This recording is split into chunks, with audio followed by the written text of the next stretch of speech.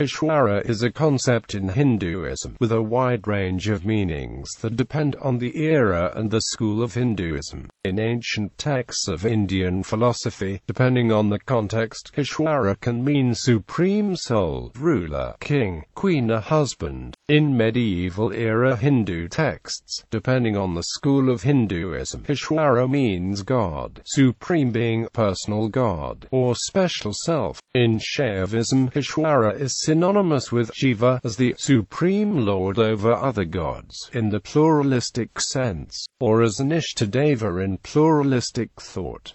In Vaishnavism, it is synonymous with Vishnu. In traditional Bhakti movements, Ishvara is one or more deities of an individual's preference from Hinduism's polytheistic canon of deities. In modern sectarian movements such as Arya Samaj and Brahmoism, Ishvara takes the form of a monotheistic god. In Yoga school of Hinduism, it is any personal deity or spiritual inspiration. In Advaita Vedanta school, Ishvara is a monistic universal absolute that connects and is the oneness in everyone and everything. Etymology. The root of the word Ishvara comes from it, which means capable of and owner, ruler, chief of, ultimately cognate with English own. The second part of the word Ishvara is Vara, which means, depending on context, best, excellent, beautiful, choice, wish, blessing, boon, gift, and suitor, lover, one who solicits a girl in marriage. The composite word Ishvara literally means owner of best, beautiful, ruler of choices, blessings, boons, or chief of suitor, lover. As a concept, Ishvara in ancient and medieval Sanskrit texts variously means God, supreme being, supreme soul, lord, king or ruler, rich or wealthy man, god of love, deity Shiva, one of the Rudras, prince, husband, and the number 11.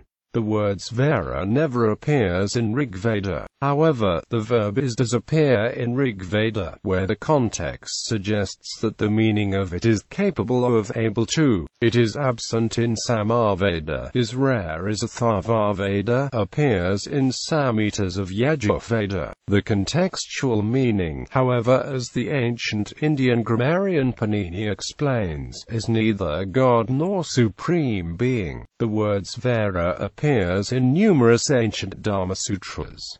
However, Patrick Olivelle states that their Ishvara does not mean God, but means Vedas. Deshpande states that Ishvara in Dharma Sutras could alternatively mean king, with the context literally asserting that the Dharma Sutras are as important as Ishvara on matters of public importance. In Saivite traditions of Hinduism, the term is used as part of the compound Maheshwara as a name for Shiva. In Mahayana Buddhism, it is used as part of the compound Avalokitesvara, the name of a bodhisattva revered for her compassion. When referring to divine as female, particularly in Shaktism, the feminine Svari is sometimes used. Schools of thought. Among the 6 systems of Hindu philosophy, Samkhya and Mimamsa do not consider the concept of Ishvara, i.e. a supreme being, relevant. Yoga, Vaisheshika, Vedanta and Nyaya schools of Hinduism discuss Ishvara, but assign different meanings. Desmarais states that Ishvara is a metaphysical concept in Yoga Sutras. It does not mention deity anywhere, nor does it mention any devotional practices, nor does it give Ishvara characteristics typically associated with a deity. In Yoga school of Hinduism, states which Ishvara is neither a creator, God nor the universal absolute of Advaita Vedanta school of Hinduism. Whicher also notes that some theistic sub-schools of Vedanta philosophy of Hinduism, inspired by the Yoga school, explain the term Ishvara as the supreme being that rules over the cosmos and the individuated beings. Malina states that in Samkhya Yoga schools of Hinduism, Ishvara is neither a creator god, nor a savior god. Zima in his 1951 Indian Philosophies book noted that the Bhakti sub-schools refer to Ishvara as a divine lord. or the deity of specific Bhakti subschool. Modern sectarian movements have emphasized Ishvara as Supreme Lord. For example, Hare Krishna movement considers Krishna as the Lord. Arya Samaj and Brahmoism movements, influenced by Christian and Islamic movements in India, conceptualize Ishvara as a monotheistic all-powerful Lord. In traditional theistic subschools of Hinduism, such as the Vishishtadvaita Vedanta of Ramanuja and Advaita Vedanta of Madhva, Ishvara is identified as Lord Vishnu's Narayana, that is distinct from the Prakriti and Purusa. Radha Krishnan and more state that these variations in Ishvara concept is consistent with Hinduism's notion of personal God, where the ideals or manifestation of individuals' highest self-values that are esteemed. Ripa and others state that schools of Hinduism leave the individual with freedom and choice of conceptualizing Ishvara in any meaningful manner he or she wishes, either in the form of deity of one's choice or formless Brahman. In Samya school of Hinduism, Samya is called one of the several major atheistic schools of Hinduism by some scholars. Others, such as Jacobson, Samya is more accurately described as non-theistic. Ishvara is considered an irrelevant concept, neither defined nor denied in Samya school of Hindu philosophy.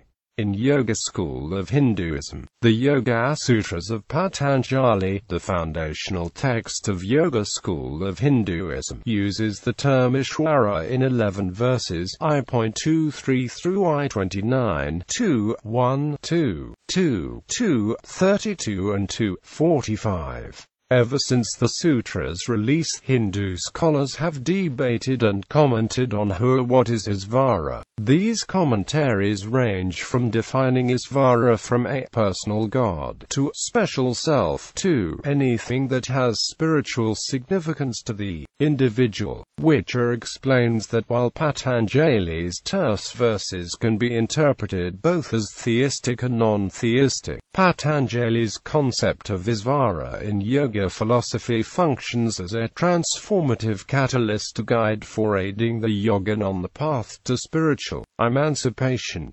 Patanjali defines Ishvara in verse 24 of Book 1 as a special self, Sanskrit. Yoga Sutras I.24. This sutra of yoga philosophy of Hinduism adds the characteristics of Ishvara as that special self which is unaffected by one's obstacles, hardships, one's circumstances created by past or one's current actions, one's life fruits, and one's psychological dispositions, intentions. Patanjali's concept of Ishvara is neither a creator god nor the universal absolute of Advaita Vedanta school of Hinduism. In Vaisesika school of Hinduism, Vaisesika school of Hinduism, as founded by Kanada in 1st millennium BC, neither required nor relied on Ishvara for its atomistic naturalism philosophy. To wit, substances and Paramanu were eternal, they moved and interacted based on impersonal, eternal ADRSDA laws of nature. The concept of Ishvara, among others, entered into Vaisheshika school many centuries later in 1st millennium AD. This evolution in ideas aimed to explain how and why its so-called atoms have a particular order and proportions. These later-age ancient Vaisesika scholars retained the belief that substances are eternal, added Ishvara as another eternal who is also omniscient and omnipresent. Ishvara did not create the world, according to this school of Hindu scholars, but he only created invisible laws that operate the world, and then he becomes passive and lets those hidden universal laws do its thing. Thus, Vaisheshika's Ishvara mirrors Deus Otiosis of deism. Vaisheshika school's Ishvara, states Klaus Klostermaier, can be understood as an eternal God who coexists in the universe with eternal substances and atoms, but he winds up the clock and lets it run its course.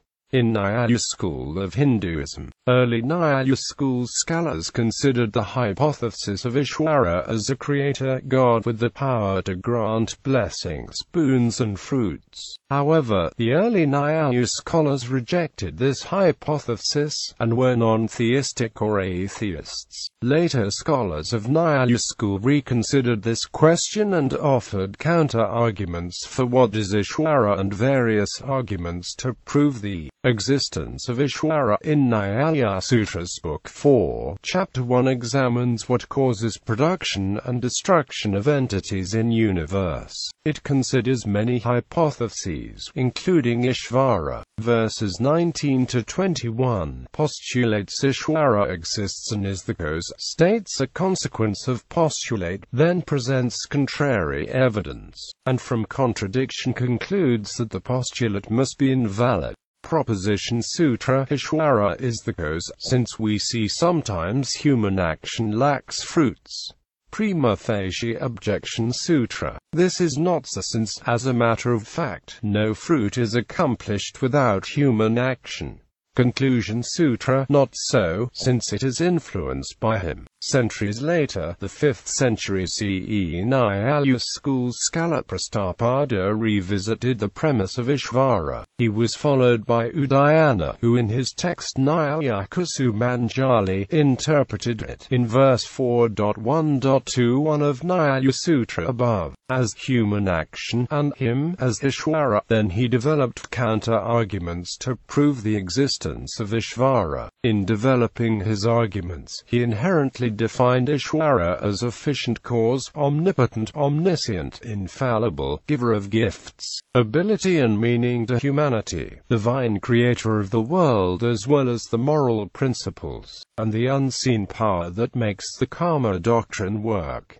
In Mimamsa school of Hinduism, Mimamsa scholars of Hinduism questioned what is Ishvara. They used the Pramana tools to cross-examine answers offered by other schools of Hinduism. For example, when Nyaya scholars stated God is omnipotent, omniscient and infallible, that the world is the result of God's creation, which is proved by the presence of creatures, just like human work proves human existence. Mimamsa scholars asked, why does this God create the world? For what reason? Further, they added, it cannot be because of Ishvara's love to human beings, because this world, if Ishvara created it, is imperfect and human souls are suffering in it. Mimamsa scholars of Hinduism raised numerous objections to any definition of Ishvara, along with its premises, deconstructed justifications offered, and considered Ishvara concept unnecessarily for a consistent philosophy and moksha.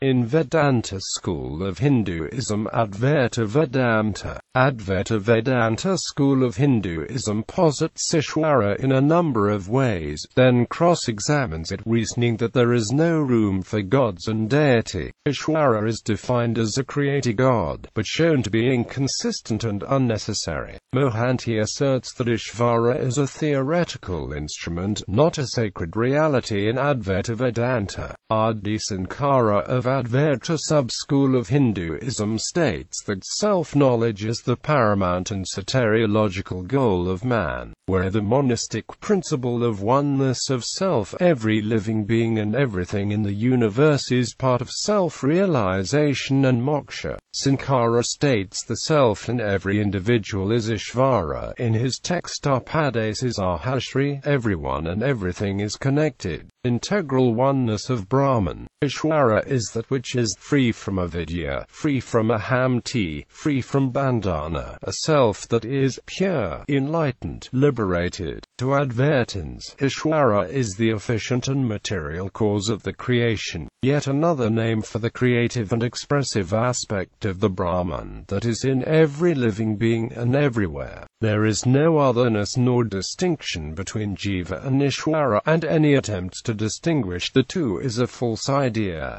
one based on wrong knowledge. According to Advaita Vedanta, Advaitins Ishvara is similar in some ways to Adi Buddha of Madhyamika Buddhists. Advaita Vedanta shares monism foundations and methodology with, but is not a Nastika philosophy, as the Madhyamika school of Buddhism. Like other schools of Hinduism, Advaitins believe that there is a self and soul, unlike Buddhism which believes in no self, no soul. Advaitins use the construct of Ishvara to build the concept of transcendent self. Nelson states that Ishvara, to Adi Shankara, is a paradigm for living liberation. Ishvara, I am. Other Advaitin Hindu texts resonate with the monist views of Adi Shankara. For example, Isa Upanishad in hymn 1.5-7 states Ishvara is above everything, outside everything, beyond everything, yet also within everything. He who knows himself as all beings and all beings as himself, he never becomes alarmed before anyone. He becomes free from fears, from delusions, from root cause of evil. He becomes pure, invulnerable, unified, free from evil, true to truth, liberated like Ishvara. Vishishtadvaita Vedanta. Ishvara, in Vishishtadvaita Vedanta sub-school of Hinduism, is a composite concept of dualism and non-dualism, or non-dualism with differentiation. Ishvara, Vishishtadvaitin scholars such as the 11th century Ramanuja state, is the supreme creator and synonymous with Brahman, equated with Vishnu in Vishishtadvaita or one of his avatar. He is both a material and efficient cause, transcendent and immanent. Ishvara manifests in 5 forms, believe Vishishtadvaitins: para, vaya, vibhava, antar-human, and arka. According to this sub-school, states John Grimes, Ishvara possesses 6 divine qualities: Jnana, Bala, Aisvarya, Sakti, Virya, and Tejas. Ramanuja's Vishishtadvaita concepts provided the foundation for several bhakti movements of Hinduism, such as those by Sri Aurobindo, and has been suggested as having influenced Basava's Lingayutism. Dvaita Vedanta. The Dvaita sub-school of Vedanta Hinduism, founded by 13th century Madhva, defines Ishvara as creator God that is distinct from Jiva. Narayana is considered to be Ishvara, and the Vaishnavism movement arose on the foundation developed by Dvaita Vedanta sub-school. Ishvara is a complete, perfect and the highest reality to Dvaitins, and simultaneously the world is separate reality for them, unlike competing thoughts in other sub-schools of Vedanta.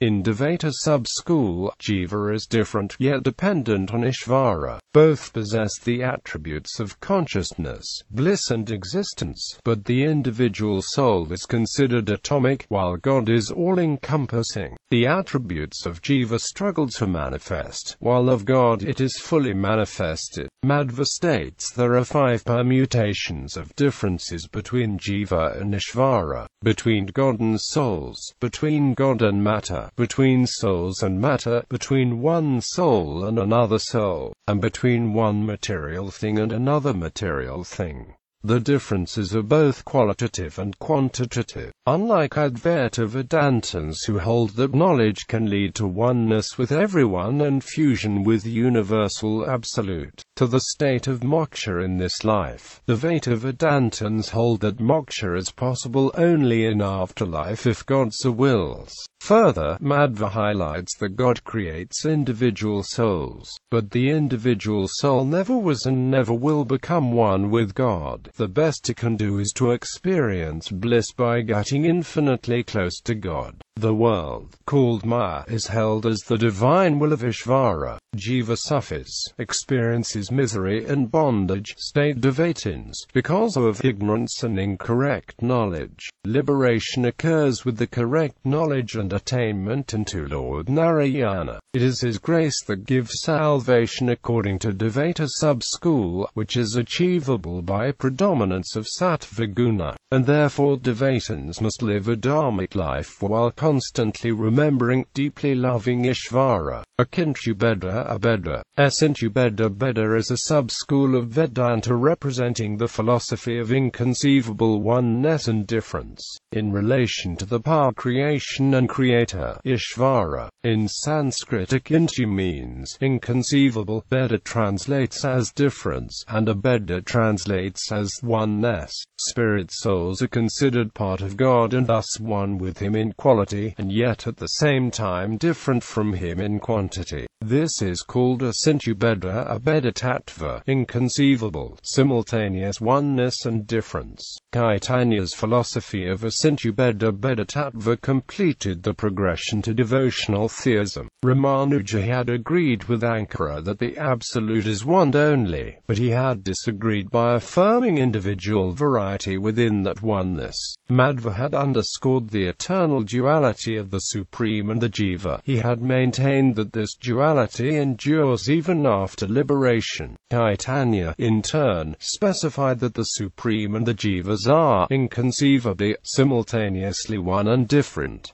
In Carvaka school of Hinduism, Carvaka, another atheist tradition in Hinduism, was materialist and a school of philosophical skepticism. They rejected all concepts of Ishvara as well as all forms of supernaturalism.